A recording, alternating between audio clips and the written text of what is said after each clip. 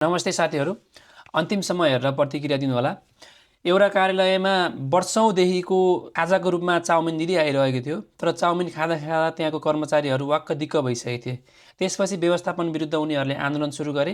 आन्दोलन सुरु गरिसकेपछि व्यवस्थापनले पनि भने कि तपाईँहरूको मागमा म सकारात्मक छु, तपाईँहरू सबैजना सल्लाह गर्नुहोस्, छलफल गर्नुहोस् र कुन खाजा कस्तो खाजा खाने भन्नुहोस्, त्यसमा हामी चेन्ज गर्छौँ भन्यो। भनिसकेपछि सबै कर्मचारीहरू मिटिङ हलमा जम्मा भए।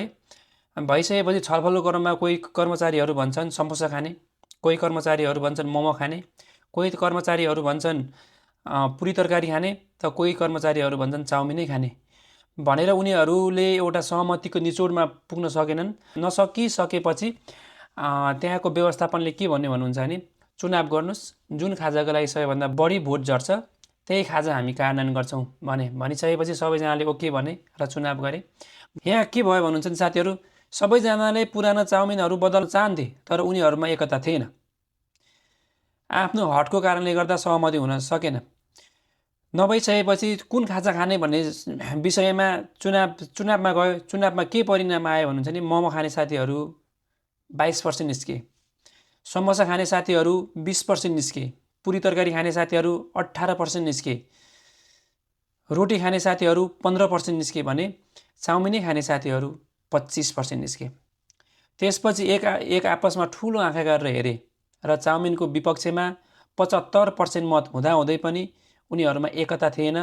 फेरि पनि कार्यालयमा 25% चाउमिनकै राज चल्ने भयो र कार्यालयमा चाउमिन राज सुरु भयो। अहिले देशको अवस्था पनि यस्तै छ साथीहरू।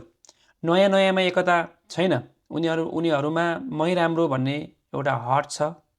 हटको कारणले गर्दाखेरि देशमा परिवर्तन चाहन्छन्।